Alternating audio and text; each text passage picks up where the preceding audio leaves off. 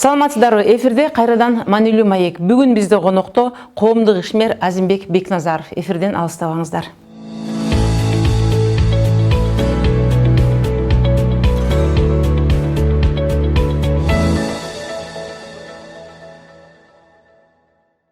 Саламатсызбы, Азимбек мырза, студиябызга куш келиптирсиз. Сизден бүгүнкү сурай турган алгачкы сурообуз ушул бир дасыккан белгилүү саясатчы катары биздин өлкөдөгү саясий абал. Сиздин көз карашыңыз менен.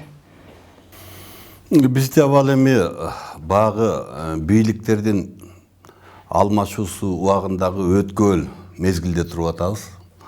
Өткөл мезгил узакка созулуп баратат. Өзү мураскор катары тандап алган мураскоруна мурдагы президентибиз толук кандуу бийлигин өткөрүп берип аткан жок. Жаңы шайланган президентибиз дагы чечкиндүү мен мамлекеттин элдин жүгүн 6 жылга мен алганмын деп чечкиндүү иш аракеттерди жүргүзгөн жок. Ошондуктан коомчулукта эмне болор экен, күндөн күндө күнүнө эртеге эмне болор экен, бүрсүгүндө эмне болор экен деген эле багы күтүү.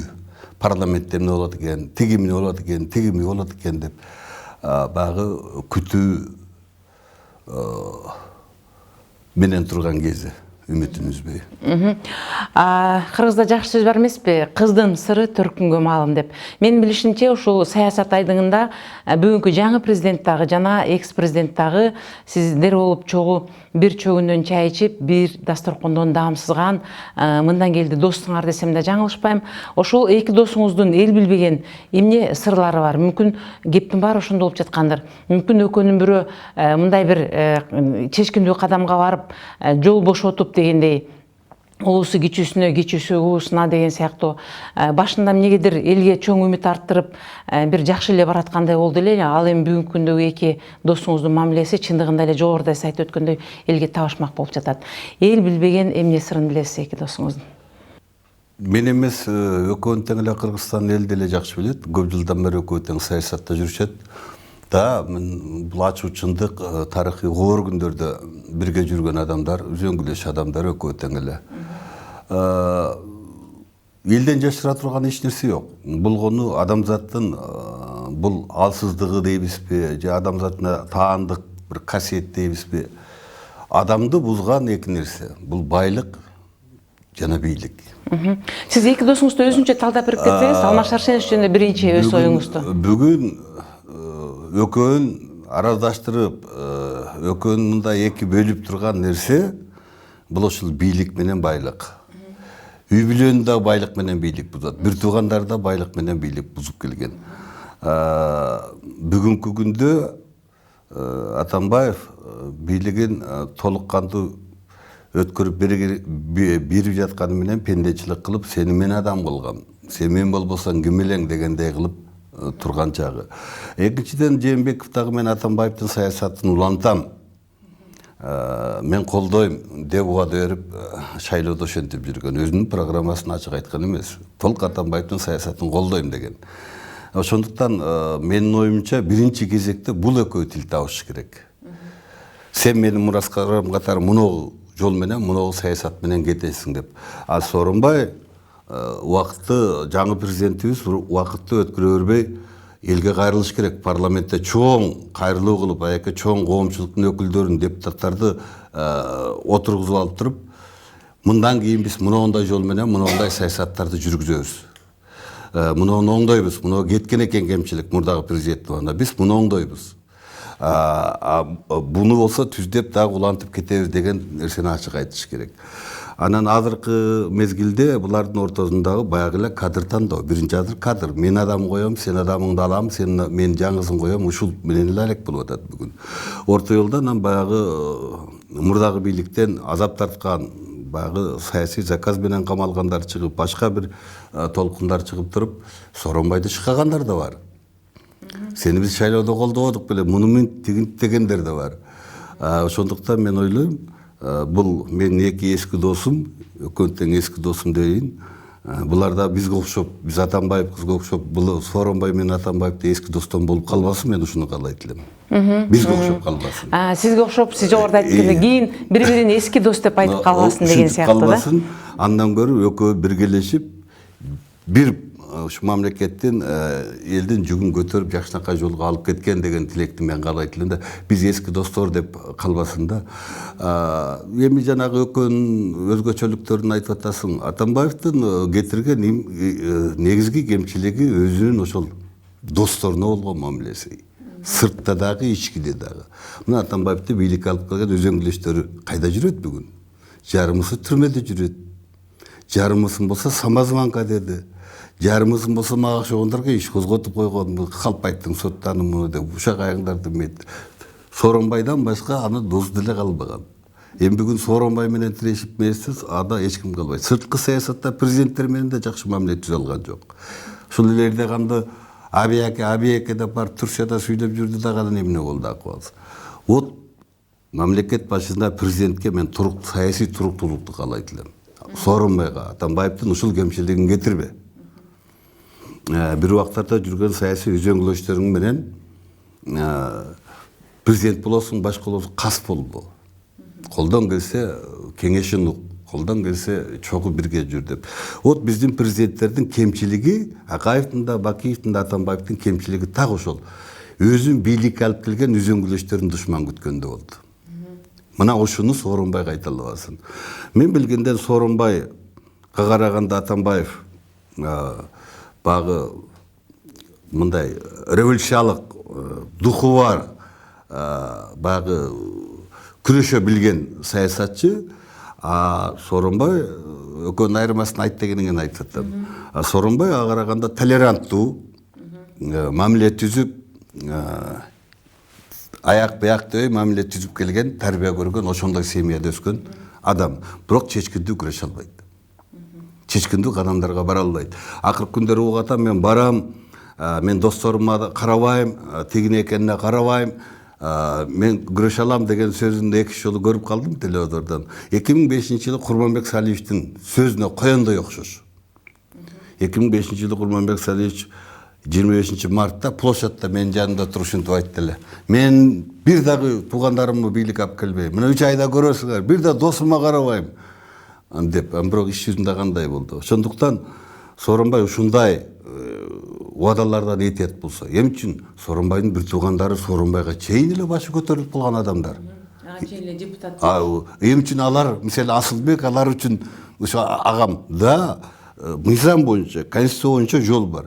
Раз спикер болдубу, Сооронбай премьер болгондон кийин ал кетти ал кызматтан. Но бүгүн ал депутаттан кетпеш керек. Мына ушуга окшогон нерсени башынан Сооронбай ачык айтыш керек. Мен агаларым мага чейин эле иштеп келген кишилер. Мен аларды кеттей албайм. Алар өзүнчө инсан.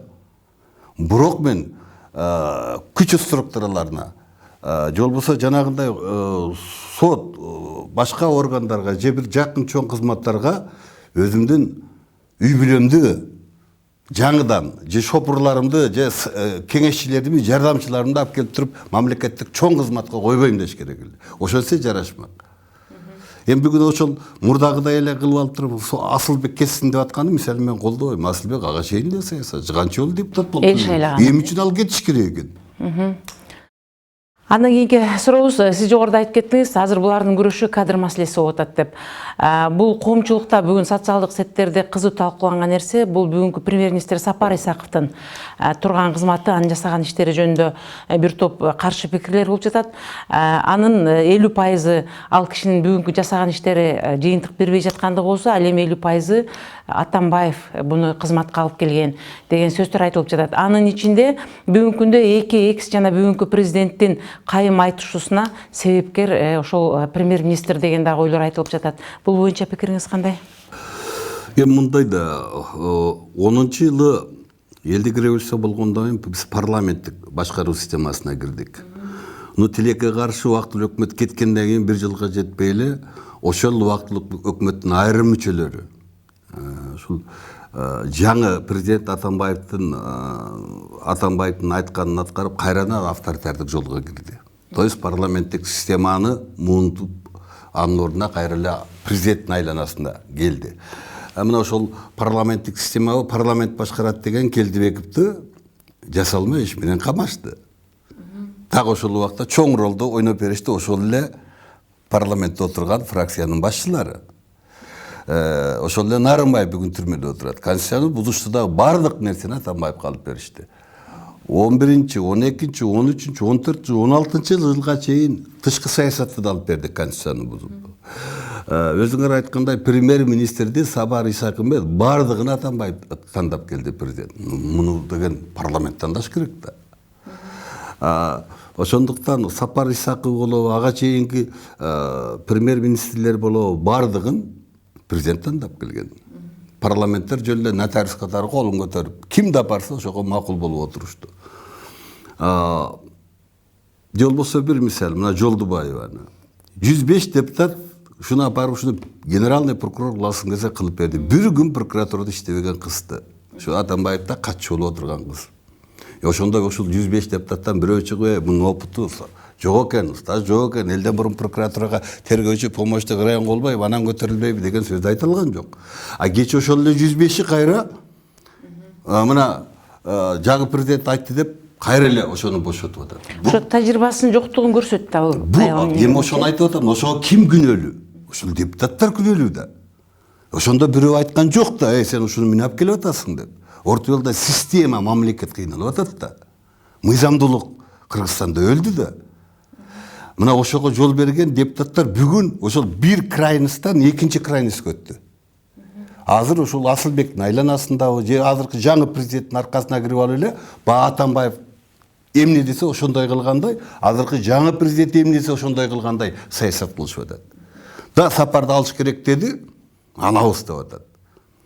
Бирок ушул депутаттар 5 жыл, же болбосо азыр 2 жыл, 3 жыл отуруп атат. Бир премьер-министрди конституциянын талабына ылайык ишине 2 коюп туруп айдадыбы? Отчетун уктубу? 6 жылдан бери. Сариевдин отчетун уктубу? Ушул Жээнбектин отчетун уктубу? Же Оторбаевдин бирөөнүн да отчетун уккан жок. То есть саясий интрига менен кызматтан алуу. Мен ойлойм, Сапар Исаковду ишине баа берип туруп, ал Сооронбай скили күчүсү эле мөөнөтү келгенде жыл сайын отчетун угуп туруп айдаган оңоюраак болот эле. Бирок бүгүн коомчулукта жок. Сапар Исаковду алып ордуна жаңы Сооронбайдын премьери келиш керек деген маселе өйдүрөөк болуп кетип атат да. То есть саясатташып атат. Бул жерде саясатташып атат да. Жолдубаеванын бошогондо саясат менен бошоду. Салянованын бошогондо ошо. Эми айрым саясатчылар азыр айтып атат, Кумтөр үчүн жооп берсин. Анан Батукай үчүн жооп берсин. Элена Кумтөрдө Ак Жол парламент 2009-жылы келишим түспөдү беле. Денонсация кылыш үчүн ал өкмөттүн иши эмес ал. Ал парламенттин иши. 10 миң кол топтоп мына денонсация кылсын деп биз алып келдик. Денонсация кылбай калган ушул парламентте. Анан келбей жатып кээ бир саясатчылар Кумтөр үчүн Сооронбай Жээнбеков Сооронбайдын Кумтөр боюнча эмне иши бар? Кумтөрдү ким денонсация кылды? Ак Жол. Ошондо эмне деп жазып койгон ал келишимге? Мен ошону айтып жүрөм да, биздин эгемендүүлүктү бузуп атат. Ушул келишим Кыргызстандын конституциясы алмашылса дагы, бийлиги алмашылса, президент алмашылса да алмашылбайт деген норманы киргизип койгон да. То есть ал биздин конституциядан бийик келишим. Мына ошону биз 10-жылдан бери ушул бускыла Кумтөрдү десек бузбай келатат. Ким бузбай келатат? Парламент, ал парламенттин иши, өкмөттүн иши эмес. Бир да премьер аны буза албайт. Аны анткени жогорку кеңеш ратификация кылган 2009-жылы 4-апрелде. Аны кайра жогорку кеңеш өзү жок кылат. Жогорку кеңеште ошону денонсация кылабыз деген депутаттардын баары ошол убагында айдалып, куулуп, түрмөдө турбайбы бүгүн? Вот ошондуктан мен ойлойм, эгерде бийлик алмашылды, Сооронбай өзүнүн саясатын кылам, өзүнүн өкмөтүн кылам десе, укуктук талаада кылыш керек. Саясий амбиция, саясий өңүттөн эмес. Биз уттук эми, мен түшүнөм. Азыр Сооронбай Жээнбековду кекиртиктеп аткан күчтөр көп. Сага шайлоодо добуш алып бергенбиз. Да, убада берген да, сен бу болосуң деген. Ошолор кекиртиктеп атат. Сен качан бизди коесуң? Сен айтпадың беле, мынча сен бияка туруп бер дебедиң беле деп. Шайлоо учурунда айтылды да. Бирок ошону азыр биз укуктук талаа менен эле жакшынакай алмашыбыз керек. Анткени биз 2 жыл революция кылып көрдүк да. Мисалы мен ошол 2 революция менен алмашуусунун саясий менен биз көп жамандыгын мен сезип келатам. Эми биз ошондой нерсени ошого бара бербеш керек да. Улам эле барган сайын ошого бара бербеш керек да. Отчетун уга турган парламент. Отчетун ук, экини кой. Кетир. Бирок мен көрө элекмин да 10-жылдан бери парламентте премьер-министрди алмаштырган парламент экенин көрө элекмин. Президенттери. Мына бир жолу Бабановду кимдер кетирди эле, жакшы билесиңер да. Саясий заговор менен Атамбаев менен Текебай да. Жылкынын айында. Жөн эле айда бир ат, бир ушу жок, ал кесепе ал эмес, келечекте болгон. Конкуренти жок болуш керек. Келдибековди деле 6-7 жыл мурда болгон фактысы менен анан кийин сотто тоже ушул келечекте ушу президент болуп калып бизге мышайт этип берди ушундай. Эми бүгүнкү күндө жаңы президент жаңы эле келген убакта биз ушул жаман жолго түшүп албашыбыз керек да. Мына ушуну парламент токтотуш керек эле. Бирок мен жана Жолдубаеваны алгандан кийин аман эле болгула дедим да. Ушу 105 ушуну колдоп берди эле, кече 105 кайра жаңы президент айтып койсо кет деп атат. Эми бир нерседе болуш керек. Андан көрө кемчилигин айт, кетирген кемчилиги болсо саясий заказ менен иштерди кошкозо конкреттүү чечим алды. 2-пункт менен муногу кемчилиги боюнча үстүнөн кылмыш козголсун деп чечим менен айда. Кетирген кемчилиги болсо.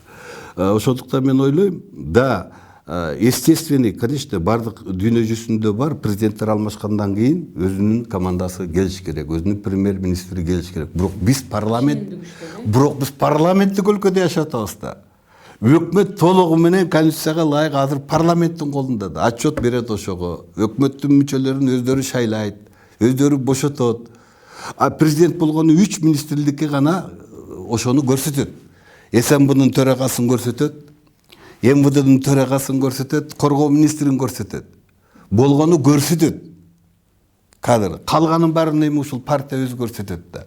Сапар Исаковду мен ошон үчүн Атамбаевди күнөөлөп келдим да. Сен авторитардык, сен алып койдуң, парламенттик сен маны бустуң деп.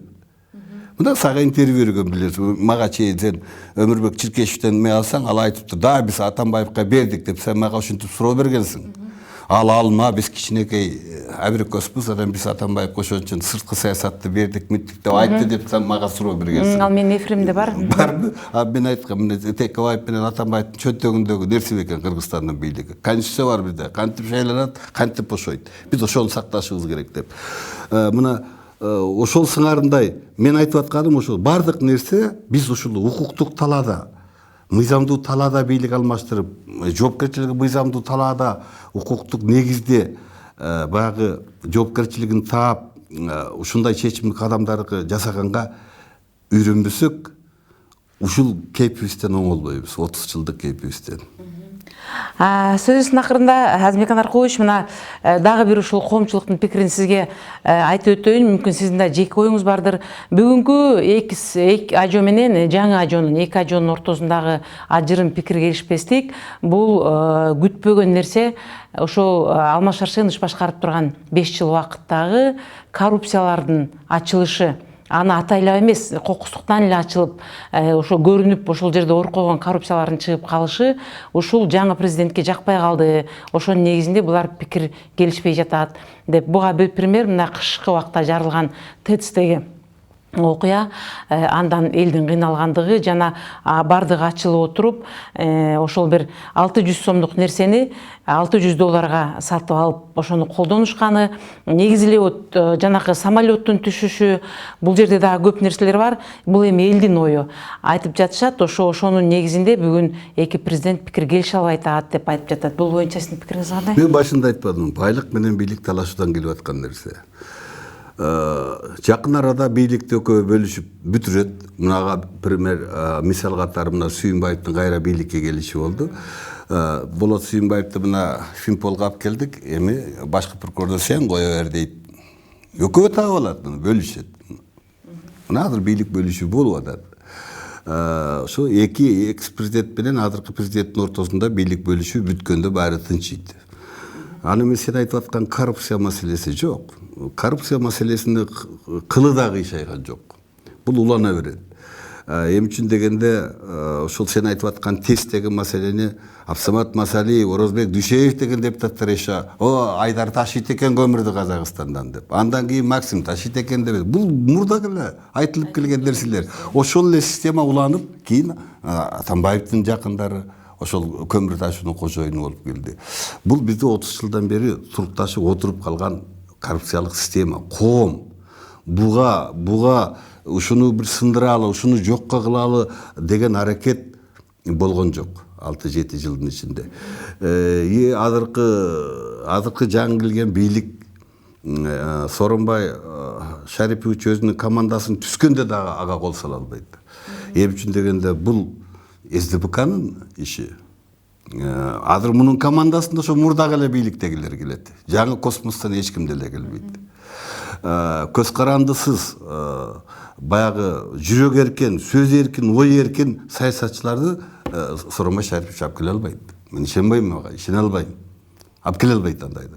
Рас алып келе албаган соң шайлоодо ким акча ташыган, ким колдоп берген адамдар алып келгенден кийин ал адамдар мурда Атамбаевка да ошондой акча ташыган шайлоодо, мурда Бакиевке да ташыган, Айдар Акаевка да ташыган адамдар кайра эле Сооронбайдын айланасында ээлейт. Сен айтып аткан маселелерге метиш үчүн биз Сооронбайга айттык, ушул 30 жылдык бир мамлекеттик комиссия түзчү. Саясий люстра, мейли экономический эмес, саясий люстра кылчы. Эми бүгүн карасаң кимдер гана азыр парламентте отуруп аткан жок. Кече эле Атамбаевдин атын оногу жолго берели, тек Атамбаевдин жолун Атамбаевдин атына кое коелу деген адамдар бүгүн эми кайра Сапар Исаковго каршы сүйлөп атпайбы. Бир кечеги сүйлөгөнүн бүгүн унутуп койгон саясатчылар отурат да. Ошондуктан мен ойлойм, ошо Кыргызстанды 30 жылдан бери коррупциялык коомду түзгөн адамдар саясатта отурат. Анткени биз ошону убактылуу өкмөт 2007 жылкы Максим Бакиевдин достору тарабынан кирген 100% партиялык система менен шайлансын дегенди биз оңдобой ашып ката кетирген экенбиз да. Парламент партиялык тизме менен курала бергендигине байланыштуу бул сен айткан система улана берет. Анткени ким келет парламентке? Акчалуулар келет. Акчаны кантип табасың сен? Толку бийлик менен биргеликте табасың. Башка таба албайсың. Коррупция деген ошо да. Бийлик менен бизнес аралашкан жерде коррупция бар, акча аралашкан жерде. Бүгүн тилекке каршы акыркы 8 жылдын ичинде 100% карапайым көчөдөгү элдер өлүп калды. Ким депутат болот? Акчасы бар депутат болот. Ким бийликке келет? Акчасы бар болот. Бул табышмак деле эмес. Ошондуктан жанагы сен айтып аткан, күйүп аткан тиги аэропорт, тиги бул деген нерселер, бул багы элдин көзү көргөн нерселер. Ошо эл байкуш шыйылдап атат. А эртең ошонун биягынан юридикалык, укуктук жагынан эмессең, дилеген келишимдер турат, аны буза албайсың. Мына келишим турат. Аны алып келген кишилер бар, поставка бар, эл аралык мүмкүн келишимдер, башка нерселер бар. Ошондуктан бул айтылган нерсе айтылган бойдон калат. Мына айтылган нерсе айтылган бойдон калбаш үчүн Сооронбай өзүнүн жаңы саясатын баштайм десе, анда мурдагы президенттердин кетирген кемчиликтердин бири катары ушуну мээт туруп, саясий иллюстрацияга барып туруп, комиссия түзүш керек. Ушуга окшогон эл аралык, баягы мамлекеттер аралык келишимдер менен келген поставкалар, инвестиция, кредиттер кандай жумшалган, кандайча кеткен. Өзү жакшы билет, айыл чарбасына баягы 600-700 миллионго жакын кредит кантип кеткенин өзү жакшы билет. Мен менен депутат болуп, ошол комитеттин төрагасы ыйлап кыйкырып атчы. Жок дегенде ошол кредиттерди кимдер алгандарда силер алгансыңар, эл албаптыр, эл эмнеге төлөш керек дегенди айта алсынчы. Бүт өздөрү бөлүп алган, эл алган эмес да. 700 миллион кредит. Эми аяк баягы 4 миллиард кредитти эл алган жок да. Алган кишилер бар да. Ошонун бала чакасы мээлери азыр деле иштешип атат жана. Кече бир жерде Толстунов дегендер аэропортто ызычуу болду. Ал ким эле ал? Мына айыптын көбү балдары да убагында. Салты менен кеткендер.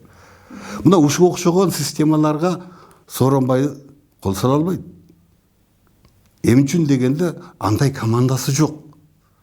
Духу жетпейт ага.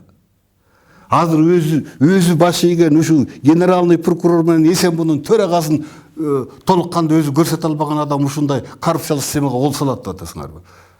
Жок, аны үчүн Сооронбай күчтүү, эрки бар адамдардан кадыр тандаш керек. Коркпогон. Но биздин коомдо андай адамдарды алып келе албайт. Алардан дайыма бир жазгандуу коркуу жоозу шектенүү пайда болуп турат. Конечно, алар өзүнө да кол салат деп коркоттулар. Алар эртең бизге да кол салат деп айтат. Маегиңизге чоң рахмат, Азимбек мырза. Бизге азыр ушундай бийлик тараптагы эмес, же болбосо оппозиция тарабы эмес, ортодо эл үчүн калыстык сөз айткан адамдар көбүрөөк керексиздей болгон. Мындан ары да студиябызга келип маек коюп берип туруңуз. Рахмат, сизге да рахмат.